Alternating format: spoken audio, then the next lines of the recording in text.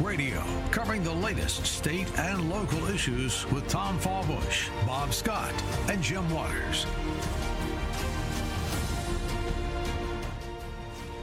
Great to have you here on this Friday on Kentucky's Voice. Jim Waters in with you today, along with my co-host, Vlad Aguilar, and I believe Diana Starr is going to join us here eventually today before this show's over with. She better hurry, though. It's only an hour long. Good morning, Jim. How you doing? Yeah, great to have you in the studio today. Vladimir, who's the host of The Cuban Show. He's a business guy. He's just an all-around good guy, and we're glad to have you as part of the Kentucky's hosting family. You are a voice of Kentucky's Voice, and so are you out there. We need you to partner with us in this effort. Kentucky's Voice is a bold, conservative media outlet broadcasting across Louisville on TV and radio. You're listening to this program right now live on the radio on 970 WGTK. You can catch us this afternoon on the television at Channel 21 WBNA at 4 o'clock this afternoon. And we've got some big plans here for this conservative, common sense, Christian-based media outlet to go statewide. And Vladimir, that's going to be pretty exciting.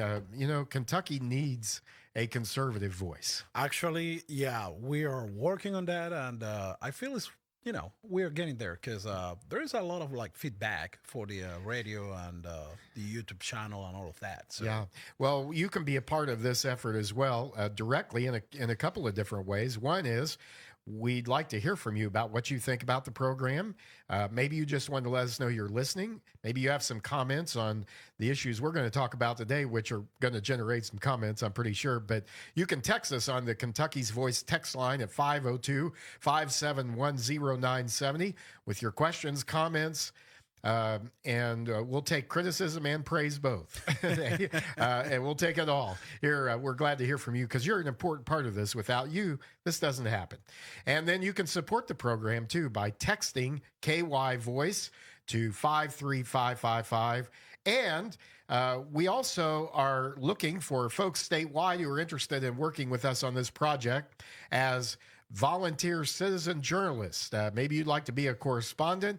Maybe you'd like to help us create content, or you're passionate about local politics or community, what's happening in our country and our Commonwealth. You'd like to do something about it. You'd like to cover some of these issues and stories that, unfortunately, the corporate media just doesn't have time for or doesn't care about, but a lot of people in Kentucky do. Faith-based stories, conservative angles on stories. That's what we're about. We're about conservative, common sense coverage and analysis of the news and what's happening in our state and around the country. And you can be a part of this simply by reaching out to me at jim.waters@kyvoice.org. I'll be happy to get you more information and get you connected with the folks that are heading this up for us. But this is a great opportunity, Vladimir, for college students studying journalism. Maybe you'd like to get some experience as a broadcaster. Maybe you're interested in political science. Maybe you just have a passion for media and you want to help cover and spread the conservative message and do stories that others ignore, like we said, or miss. We need field reporters. We need video contributors. We need radio correspondents and writers and researchers and campus correspondents. And maybe you don't want to be on the screen, but you want to do research, or you want to write, or you want to do some video for us. That'd be great. We'd take it. And we're especially committed to covering what's happening in our Commonwealth, as our name says, Kentucky's Voice, and right here in the city of Louisville as well. So let us know if you're interested in becoming a citizen journalist. You can email me at jim.waters@kyvoice.org, and we will get you plugged in, integrated. That's a big word. That's a word of the day. Integrated, part of the family. That's right. Just like you, Vladimir. You're my brother, man. You're my big brother. Your brother from another mother. Yes. So Yeah, well, we could do a whole show on that, I suppose. But what's going on with DNA these days, it's amazing. But that's not on the show today. Coming up today, the FBI has been busy this morning raiding the home and office of a former member of Donald Trump's national security team. Also, a state representative continues her push to return driver's license services to county clerks. She says it takes longer to get a Kentucky driver's license, real ID, than it does to get a passport from the federal government. But first, we want to update you on the latest involving potential fraud in the state transportation cabinet. The story is causing shockwaves in Frankfort and throughout our Commonwealth. Former clerk Melissa Moorman claims undocumented workers bought Kentucky licenses under the table for $200 a shot, and the scam played out several times a day and in multiple branches. Moorman says the scheme played out in several different driver's licensing regional offices for at least 2 years. Amazing. And that colleagues pulled it off where she worked at the NIA Center in West Louisville by using her login. I think that's what ultimately caused her probably to come forward. She didn't want to be accused of committing illegal activity, so I don't blame her a bit. And but she's in a tough position now. She said that when she reported this, that she got fired. Now the Kentucky Transportation Cabinet is refuting that claim, saying she was terminated, quote, for legitimate, non-discriminatory reasons, not causally related to the alleged whistleblowing activity, end quote. I don't know if I'm buying what they're selling there. I don't buy that history. Trust me. And, there's been questions about this cabinet all along. The Bluegrass Institute has done some work in the past on the non-competitive bidding process. And there's a lot of things that happen involving a lot of money that involves this cabinet. It's a huge bureaucracy in Frankfort. And it may be time, and I'm glad to see our state auditor, Allison Ball, who has sent Governor Andy Beshear a letter demanding answers. Quote, as Kentucky's duly elected auditor of public accounts, it's my responsibility, she said, to ensure that all executive branch officials and entities follow the law. I am writing to formally request an explanation of your action plan to address all of these serious matters, end quote. Yes. And so this memo is addressed to both Beshear and Kentucky Transportation Cabinet Secretary Jim Gray. It mentions specifically information brought forward in an investigation by WDRB Channel 41 here in Louisville. They broke this story, so we need to give them a lot of credit. Oh, yeah. They're doing a great job, by the way, of covering this issue and others as well. But she said that, Andy Beshear, rather, said in his response, or no, she said in her letter, Allison Ball did, that a whistleblower has alleged that the cabinet's agents have essentially created a black market to sell driver's licenses to illegal non-citizens. This appears to be the latest information related to an ongoing criminal investigation that began around 8 months ago and about which the public has yet to hear any updates. So this has been going on before this story broke. And I know, some of the state reps, like T.J. Roberts, he's on top of that, and he's trying to investigate a little more about that. Yeah. Representative Jason Eames also has spoken out on it as a member of the House leadership, which is significant. But anyhow, Beshear... So Ball said, quote, in fact, when the public sought information and answers about these irregularities, the cabinet has refused to turn over any of the approximately 2,300 records connected to this topic. The letter asked the administration for a response by September 1st, explaining, quote, your action plan to address all of these serious matters. And now that's a lot of denying of open records requests, 2,300 pages. And it just causes, I think, the average person who may catch this story here and there, and when they hear that they won't turn those records over, they're like, well, what have you got to hide, right? It's natural. It's, I think, almost human nature to think you've got something to hide. And also, if you think about how many licenses has been, fake licenses has been out there, you can probably think about, well, local politicians, they need to be worried about this because we know as a fact that most of that people, they going to vote illegally.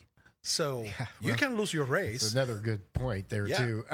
So Andy Beshear in his weekly press conference, which he has on Thursdays, which he hardly ever gets asked any difficult questions by the press. But he couldn't avoid it. They couldn't avoid it this time. There was too much heat on this story. So he confirmed the number of licenses that the Kentucky Transportation Cabinet has revoked so far. Quote, they have revoked 1,985 credentials To our knowledge, all employees involved had been hired through the temp agency and have been terminated. So see, they're right there. It's just, it feels like, first of all, I'm glad he got asked the tough questions finally by the press. I think that, this has been going on for years since COVID. He has these news conferences, so-called news conferences, and they're basically free PR for the governor who wants to run for president. But he couldn't avoid this issue this time. But then he begins talking about how these employees were members of a temp agency, and I want to know, how is that relevant? I mean, by emphasizing that workers that were involved in this were hired through a temp agency, it feels like, or does it feel like, the Beshear is trying to soften the blow here, and that he's trying to push the blame off of his administration onto temporary, as if because they're temporary workers that somehow or other he doesn't have to be accountable for this. Well, they hired them. He probably want to retire with a clean record. Quote marks on that. Well, and besides, either way, whether they're temp or permanent, his administration is responsible. They hired these people to do this work. Representative Jason Neiman says it's pretty shocking. Everybody was talking about it throughout the day in Frankfurt. He told WDRB, we're going to start an investigation with the Oversight Committee, and we're asking the Attorney General to investigate it from a law enforcement angle. This story first reported again by WDRB after obtaining a leaked revocation notice back in April. According to the documents obtained through an open records request, the Kentucky Transportation Cabinet sent 1,546 letters warning recipients of irregularities. All right, well, we've got more coming up about illegals and how the press is ignoring some of that action. And we'll talk about it coming up next on Kentucky's Voice. Don't go away. Are you ready to stand for truth? Kentucky is at a crossroads, and we need voices that won't back down. This is your moment to rise, speak up, and be part of a movement that's changing the narrative in the Commonwealth. Kentucky's Voice is calling on bold citizen journalists, fearless editors, and those unafraid to speak truth in the public square. Volunteer, intern, contribute. Scan the QR code or visit kyvoice.org to join the fight. This is more than media. This is your moment. You are Kentucky's voice.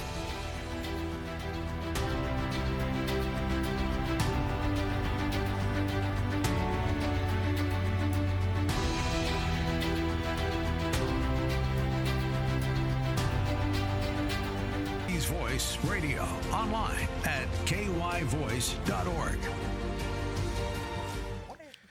All right, thanks for staying with us here on this Friday edition of Kentucky's Voice. We want to hear from you. 502-571-0970 is our Kentucky's Voice text line. And you say, hey, I don't want to talk on the radio, but I want to make my opinion known. This is the way to do it. We've made it possible and as easy as we can for you to do that.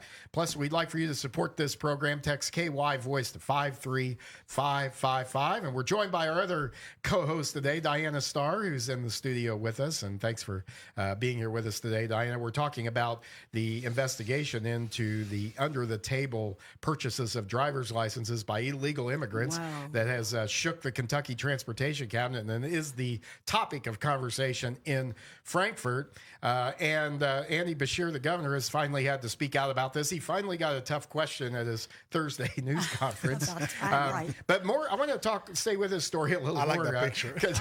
Kentucky Attorney General Russell Coleman has called the fraudulent license issue troubling and unacceptable conduct. Quote, hand in hand with our state and federal law enforcement partners, we've been aggressively investigating this potential fraud for some time now, he said, well before this week's reporting. And WDRB reporting, doing a great job of covering this, said no one, to their knowledge, has been charged in this license fraud investigation. It's really outrageous, Vladimir Aguilar, as a legal immigrant here to this country. It's just unfair. It's unfair for legal immigrants who come to this country, who go through the process of becoming a citizen, who, when they get their driver's licenses, don't pay the clerk under the table. They wait in line for hours like everybody else does right now.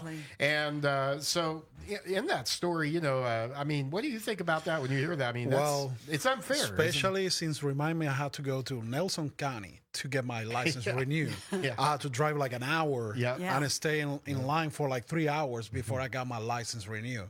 So, it's not fair at all, but also it's putting people's life in danger, because We saw what happened last week on Florida with this guy. It's not fair at all. Well, let me ask you about this quote, though.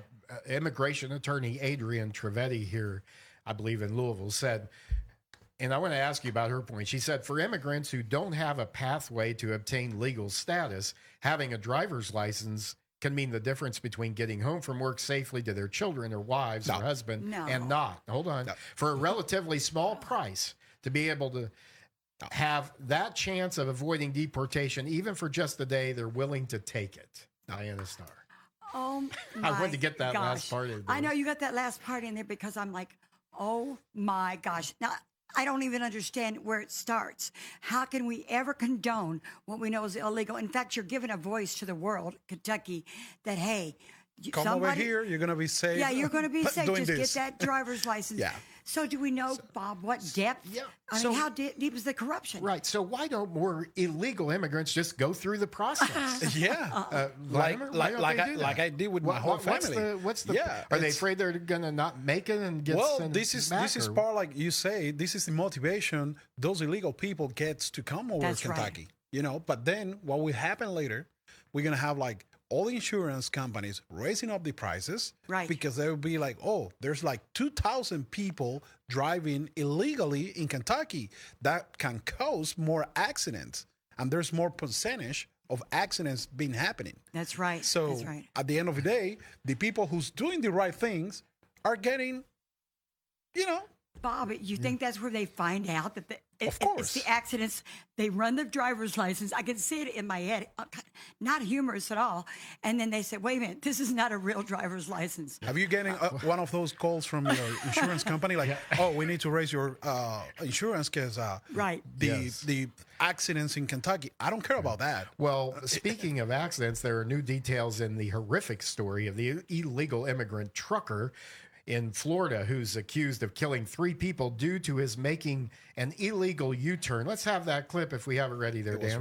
Illegal immigrant truck driver who allegedly caused a deadly crash in Florida could not speak English, yet he somehow obtained commercial driver's licenses in 2 sanctuary states, Washington and California. Video shows a minivan slamming into a semi-truck driven by that illegal immigrant. It is just harrowing video there, just horrific to watch. He's accused of trying to make a reckless U-turn across 3 lanes on a highway. And that crash killed 3 people inside that minivan. Here's Republican Congressman Brian Mast of Florida. It could have been stopped if the right policies would have been adhered to. And of course, California doesn't adhere to those policies. Obviously, in California, they're more than happy to not really examine these individuals to see if they can actually even speak the language for the roads that they're about to drive on. As you heard there, this is unbelievable to my panel and my co-hosts, Diana Starr and Vlad Aguilar, that this guy couldn't speak English. He couldn't even recognize most of the road signs. He got lucky on a couple of the questions, I think, because even my grandfather, who was a hog farmer, with all due apologies to the PETA folks, he said even a blind hog can find an acorn twice a day. You know, so, but anyhow, he couldn't read the signs. How come? And carrying an illegal driver's license that was for a CDL. That's part of what I was saying before. Like, now there's 3 people dead because someone didn't do the right thing. You know, that's not fair. And that's why we have laws, and that's why we are a nation of laws. And I know people don't like to wait, but you know, that's part of the process. About those people, getting crashed. Well, what's more astounding? So, was he hired by this trucking company? Did they not check? Well, see, that's another point. They should be held accountable too. Yes, they should have. They should have certified him, made sure, and when they, as the employer, they're responsible legally on the legal side of it. Prima facie law, you hired this guy, but you didn't even check his driver's license. Now he's killed 3 people. Well, and this is why it's so important, for example, that Louisville was taken off the sanctuary city list recently, that here that federal investigators can come and they were talking about what's going on in California, which is a disaster out there. But we don't want those kinds of things happening in our city. That's right. We want to have an environment where there's pretty much an understanding that if you break the law, you're gonna pay the consequences for that. Hopefully, that's a deterrent to breaking that law and killing people on the highways, for example. Let's start with that. Speaking of licenses, State Representative Savannah Maddox of Northern Kentucky has proposed a bill that would get rid of these regional driver's license offices in the state. And Kentuckians then, under this bill, would go back to their county clerk's offices to get their license. Could this ID fraud investigation, could all of these issues happening with illegal immigrants not knowing the language and not paying attention to the road signs, not even knowing what they mean, could this give her new momentum in her effort? She's been trying to get this done now for a couple of years. Maddox said that the regional office model is creating too many obstacles for Kentuckians. Let's go to our clip. Kentucky State Representative Savannah Maddox says she's heard the frustrations and introduced House Bill 518 this past legislative session. It would allow circuit clerks to issue standard driver licenses and personal IDs for residents within that county. We have a catastrophe on our hands. Frankly, it is less time consuming to get a passport from the federal government. The bill didn't make it out of committee, but she says she's going to try again. She's also looking into expanding the bill to include circuit clerks issuing real IDs. We need to get it done. No more kicking the can or making excuses or pointing the finger of blame at the Beshear administration. It is the legislature's responsibility to fix this problem, and it's high time we did. That's Representative Savannah Maddox here on Kentucky's Voice. Thanks for joining us here. We've got about a minute left in this segment, or less than that. Your thoughts about Representative Maddox? I agree with her. I agree 100%, and she's taking accountability what the legislators should do. She's taking it back to them and saying, we're the ones that make the change. I have heard time and time again, you go to those, I myself went to a real ID place, and there it was. Their systems were down. They were overbogged. Yeah, yes. Happened to me too. How about you? Yeah, same thing. Yep. I had to drive out to Nelson County. This has been a disaster. I know the intentions were good with these regional licensing offices. It's not working. Nope. It's not working, guys. No. Legislators, leadership, this should be a first week bill. This should be done the first week of the session. There's nothing else to do on this but to do it and take the vote and get it to the governor's desk. And I would recommend that he sign this if he wants any kind of political future here. Stay tuned. More coming up on Kentucky's Voice. Voice Radio. Online at kyvoice.org. Thanks for staying with us here on Kentucky's Voice. Have you had an experience at a regional driver's licensing branch you want to tell us about? 502-571-0970. You can text us on the Kentucky's Voice text line. We'll try to get to those in the final segment today. I'm joined today by my co-hosts Diana Starr and Vlad Aguilar. Vladimir's the host of The Cuban Show, and folks can catch that online. When do you drop a new show? Thursdays? Is that right? Tuesdays or Thursdays? Actually, tonight. Tonight. Okay. Yeah. Fridays. Okay. Mondays, Wednesdays, and Fridays, 8 p.m. Got it. Sometimes I do like an extra one on the weekend. And where can they see it at? Where can they find it? Oh, you can go YouTube, X, former Twitter. And it's on Facebook. Is it on the network here at some time? Or we need to get it on. Well, we can get it here. Yeah. So, talking about let's stay with this for a moment. I know we've heard all kinds of horror stories about folks driving, and Diana, you were talking about driving down to a rural, down to Grayson County in Litchfield, and I've been down there at the license. I went down there actually, and I had a hospital issued birth certificate. My wife keeps it in all of our documents, and when she handed it to me, she said, "That's old." But when I took it in, I had everything else, but they said, you have to have a state-issued birth certificate.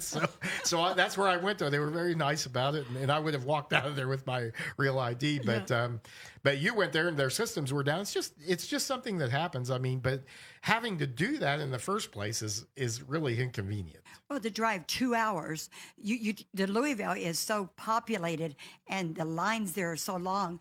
We inquired about it, and they said, "Oh, Litchfield's great. Small office, great people, small town." Oh, we said a nice drive, have breakfast. And then when we went in there was no one there. And all of a sudden, then we said, "Why is no one here?" well, our systems are down. You can wait, but it probably won't be today. And we looked at each other, and then people kept filtering in and told the same thing. So it was to no avail. Is this happening all over? Yes, this is happening all over Kentucky. And I applaud Savannah Maddox for, like I said, taking the accountability and put it back on the legislators. We need the change. Yeah, we have to have the change. Well, and I think there may be the momentum for that now, and we'll see. We'll see how that works in Frankfurt. It should be easy to get this done, but yeah, sometimes the way the sausage is made, somebody said, I like to eat sausage, but I don't like to see how it's made, and that's what happens in Frankfurt. People get mad when they have to drive like 2 hours, like you did, like I did too. My son also he had to drive to Florence to get his license, and then he had to come back there to get the test and all of that, which is crazy.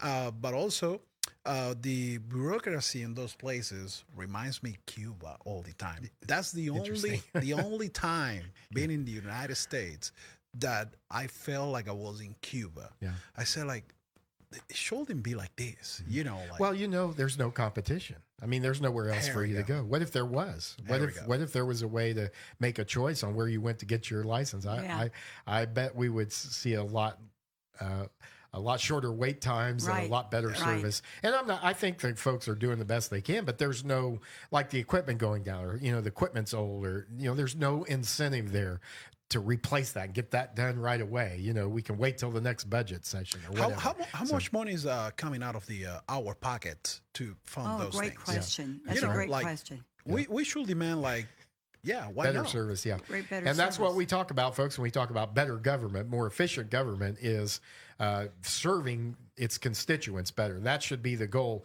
Oftentimes, though, it's about protecting the bureaucracy. It's like it's like not releasing all those records, that is the public information. Public has a right to know. Taxpayers are paying the bill. They have a right to know how those dollars are being spent. Well, let's switch gears for a moment here and talk about something that was happening this morning. The FBI has been busy, folks, this morning. They have raided the home of ex-National Security Advisor John Bolton, looking for classified documents. FBI agents, this is from the New York Post, FBI agents raided the D.C. area home of President Trump's former national security advisor, John Bolton, today in a high-profile national security probe. Federal agents went to Bolton's house in Bethesda, Maryland at 7 a.m. in an investigation ordered by FBI Director Kash Patel. A Trump administration official told the Post. I wonder who leaked this or let them know, because they got pictures of the agents while they were there. Somebody had to let them know. But in fact, they had a picture of John Bolton's wife right there. A picture of it, which I think is a little bit over the top, really. But anyhow, Kash Patel, the FBI director, said no one in all caps is above the law at FBI agents on mission. That was a cryptic post on X shortly after the raid began. The probe, which is said to involve classified documents, was first launched years ago, but the Biden administration shut it down, quote, for political reasons, according to a senior U.S. official. Well, there's a real shocker. Why, right? Are you guys in shock? So weird, right? I should have saved this story for the end of the show. They're in shock. Bolton had not been arrested. He hasn't been charged with any crimes as far as we know yet. But the raid comes after, quote, years of investigation into the potentially criminal release of information, despite Trump's first National Security Council assessing it as classified, said this unnamed source. So the related investigation began back in 2020, and this is what happened. Bolton released a book, wrote a book called The Room Where It Happened, and he apparently disclosed national secrets in this book. I mean, this is not very smart. To me, this goes down in the dumb criminals. Science. Yeah. I mean, you don't do that. It's going to get out there. Somebody's going to pay attention to that, especially if you make enemies of those in the administration. So this comes after President Trump, and President Trump fought to quash the publication of this book because of its inclusion of national secrets, saying that Bolton broke a non-disclosure agreement signed as a condition of his employment. So even if it wasn't national security classified, he still violated this NDA. And look, I think this is serious. If he did violate it, it needs to be prosecuted, because if it needs to mean something. If you sign a non-disclosure agreement, it needs to mean something. So Trump was unsuccessful in trying to stop the publication of this book. The FBI suspects that former President Joe Biden's Justice Department shut down the Bolton probe because it was politically motivated, according to the official. They did it out of political motivations. So Bolton at one time was on Trump's national security team, and now he's been at odds with Trump a lot since leaving the first administration. I think some of this was sour grapes. He got pushed out, and he saw others getting that position. This happens, you know. But he's been real critical of Trump's approach to Russia's war with Ukraine. And in fact, right while FBI agents were inside his home today, he released a X post blasting out a message criticizing further and saying Russia has not changed its goal, drag Ukraine into a new Russian empire. Moscow has demanded that Ukraine cede territory it already holds and the remainder of Donetsk, which it's been unable to conquer. Zelensky will never do so. He's right while the FBI agents. Well, I think he got bigger problems now than the Russians. He's got bigger problems. Can I interject a little side note to that, what you're saying? Vlad, don't you think the American people, just as a perfect example, when are you going to arrest someone for doing something wrong? Yes. I think Kentuckians, I think Americans, this is a prime example. The guy posting what temerity that he posted in the middle while he's getting raided. But let's see if he gets a slap on the wrist or if he gets away with it, because I think I see the rising up all over in Kentucky and all across America. People never see anybody getting. Well, you're right, and that's part of the prevention of other crimes is that. And Bolton added on his post, meanwhile, he said, meetings will continue because Trump wants a Nobel Peace Prize, but I don't see these talks making any progress. He's just always been kind of this bitter old guy. Really? That, he's been bitter ever since he got pushed out of the administration. All this comes a day after Patel revealed former FBI Director James Comey had authorized leaks of classified documents, quote, while misleading Congress, end quote, just before the 2016 elections. How about Kash Patel here pledging to rid the federal government of corruption and expose the cover-ups? And that's the word, that's where all the good stuff comes out, is the cover-ups. Well, when the feds show up at your door, I feel they're not joking about it. So no, they're not joking. At least they gave him till 7 a.m. Usually it's done like at 5 or 4 o'clock or something. I feel like when Jim's talking that in the background we should have the circus music. I mean, seriously, it has become a circus, and the only way you're going to hear it, like in Kentucky's Voice, we're going to just tell you straight. Oh, yeah. Well, we've got a couple of minutes left in this segment. Thanks for joining us today, by the way, on Kentucky's Voice. I'm Jim Waters, along with my great co-host here today, Vlad Aguilar and Diana Starr. This is really getting to be fun, guys. I'm enjoying doing this show, and we hope you're enjoying it, too. We'd like to hear from you, 502-571-0970. You can support this conservative media outpost, the Kentucky's Voice, by texting KY Voice to 53555. A couple of minutes left in this segment. What about the bombshell coming out of Western Kentucky, where the judge has been shot by a sheriff? And what do you guys think about that? We don't have a lot of time, but we're finding out a whole lot. What are we finding out? Sexual harassment. And what I don't get is when I read through it again, blackmailing, and why. So who's black? So set us up a little bit with the sheriff. The sheriff went into the judge's office. Apparently, he called his daughter. Now, the question they're asking, was his daughter's phone already on the judge's thing? Because apparently there have been many allegations. The judge has been setting up a sexual ring and giving favors. So you do this, let's throw yours out there. So are those allegations true?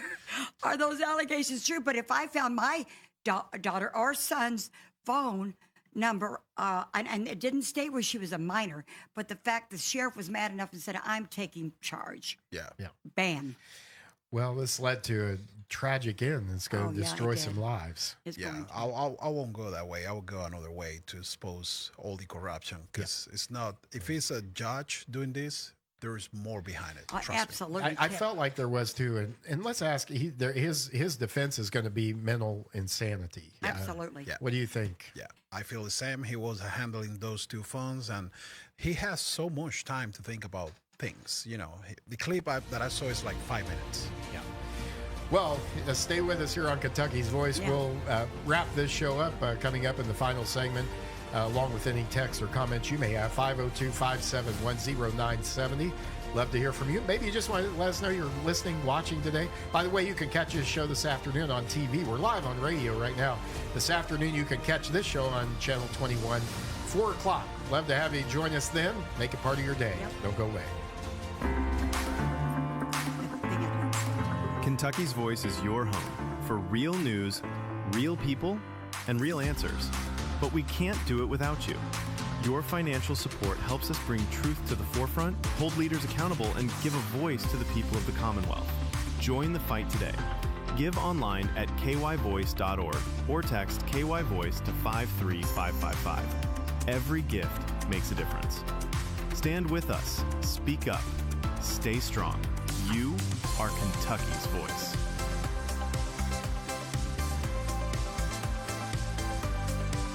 Radio online at kyvoice.org.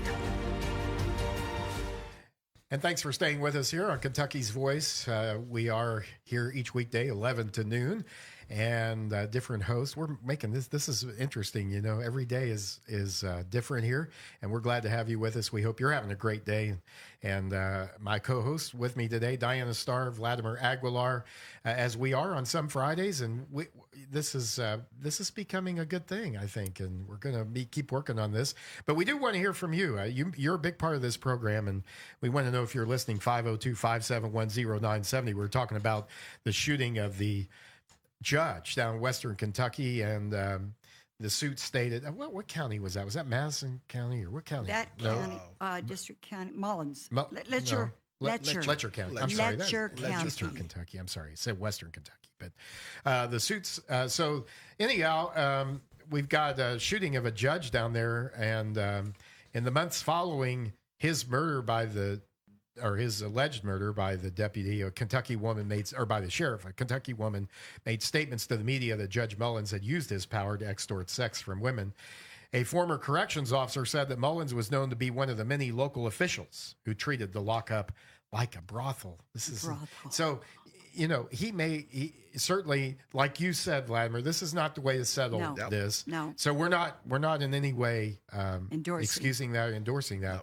But what I am saying is when you get around stuff like that, things can happen. There can be residual effects and consequences. Yeah, you need to have like a strong mindset to deal with all of those stuff. And for a judge to do that is pretty. There's going to be a lot come out in this trial, his sentencing. I can't see it not being personal, though. Why would that sheriff? It couldn't just be that he discovered the overall corruption. Apparently the sheriff's daughter was involved. So this off our text line at 502-571-0970. What was the problem with community offices instead of a regional, in other words, county, doing county clerks? I don't know. I don't know what the problem was. I mean, if you're going to have longer wait times, I mean, I sometimes you would have a longer wait time. For example, if you wanted to get your license plate, the sticker renewed, and get your license renewed, you would have to sometimes wait. If you waited till the end of the month, or if you waited till the deadline, you might wait a while, but never like hours and hours. I've never waited hours for that, like I did for a real ID. And the fact that before you can do those things online, you don't even need to show up to the office, so you can just get mailed the new sticker or the new plate, and that's it. But not anymore. It's kind of hard to get there. This also off our text line. Bashir is knee deep in the illegal driver's licensing issue, firing people as his scapegoat. Have we forgotten the unemployment checks that were given to quote unquote working people during COVID? And I just want to remind everyone that the people who really did deserve those checks couldn't get them. This is the inefficiency of government. And yet the people who weren't working and shouldn't have gotten them were getting them. It seems like there's a convolution there always, right? So we keep getting more uncovered. It's like peeling back onion layers. And there you see, well, this is what's happening with immigration. This is what's happening with immigration. And now we've got the driver's license with immigration. At the beginning, it was just getting food stamps and this and that. And people like Vlad and people that worked hard to get where they did. And then they see this happening. It's unfair, It's like, let's switch gears for a moment. And for the end part of this program, And it's truly amazing to me that this school district, the Jefferson County Public Schools, with a $2 billion budget, and no, that's not a typo, it is with a B, $2 billion, almost twice as large as the entire Louisville Metro Council budget. And they do things for people. They fix roads, and they provide services. The school district educates about a third of our kids proficiently. There's 2/3 failure here. And yet they spend twice as much, and they're wanting to raise taxes again. And, they raised taxes, Vlad, during COVID when the schools were shut down. Why do you need to even why do you even need to fund these operations when they're shut down anyhow? That'd be the first question. But beyond that, just the gall of this school board. But they have no incentive to listen to what the taxpayers have to say, to listen to parents, because there are no options out there for Kentucky parents. So here we go again, the Jefferson County Public School Board voting to raise taxes. Yeah, but also, they need the money to put that sign on the highway to say Martin Polio, he was doing a great job, congratulations. Yeah. But also, I mean, when you see those people salaries, it's like $250,000, like $250,000. What are you talking about? And these are teachers. Yeah. Most of these people are bureaucraats down in the central office. Even the Career Journal, who's been basically a lot of times has been very favorable to the district. Almost to the point of rewriting their press releases they send out. But they've been on this, and they've shown how there are hundreds of people at the central office getting paid $100,000 or more, six figures. We're paying all the benefits for those folks, Diana, their pensions, their benefits, and they're not even in the classroom teaching. This money is not getting to the classroom. That's another issue we know is not happening. Well, all the times that I have written to a school board, right, and they refuse to listen, but they're sitting up there with like you said, isn't that their job, Vlad? That's their job, to listen to we the people, the parents. Did you know, if you research the Department of Education, I think it's Secretary Linda McMahon now that is the secretary that says she's going to get rid of the Department of Education. It was created in the first place. If you research it, it was created to assist the parents and with their wishes, to assist them in the education of their children, to eradicate problems. And what happened? What just happened? All that money and nothing. Yeah. And I have some data here that I want to share with you guys, because it's not only about JCPS. No. So Powell County Schools, they want to raise the taxes by 16.5. Also, Fayette County School, they want to raise by 50%. Wow. And the second largest school district, by the way, and Kentucky, Fayette County. It's like, I don't know. It's insane when you see those people trying to take over your kids' education. Right. They can't even manage. Like, you remember the school situation with the buses we had last year, that kids they get to their homes like 10 p.m. at night or something like that. You can't even do your job the right way. So. Right. And there was a time when this district had $100 million transportation budget. Larger than many school districts' entire budget. That was just their transportation budget, and they couldn't get the kids to school. I'll tell you what would get the kids to school: when parents had options. If the school district knew we can lose students and lose the funding that follows them, it would do amazing things to our education system, as it has in other states. And you mentioned Fayette County. And I was over there doing radio the other day, Monday and Tuesday this week. They had a board meeting on Monday at 6 p.m. And they had created this work group of like 30 people. And they were folks from the community, different backgrounds, different folks. And Diana, they claim they have a $16 million budget deficit. And this is a school district with a $700 million budget, something like that. Our second largest in Kentucky. $700 million, 45,000 students. Can we not educate our kids in a Kentucky school district better for $700 million? And then can we not manage our funds? Can the superintendent, who was given a raise, who was called Superintendent of the Year by the Kentucky Association of School Administrators, one of those groups that came out opposed to school choice, opposed to reform, opposed to transparency, but they want to give this guy who's mismanaged, or we don't know what's happened to these dollars, $16 million deficit in this district that has a $700 million budget. And supposedly they had a contingency fund of 6%.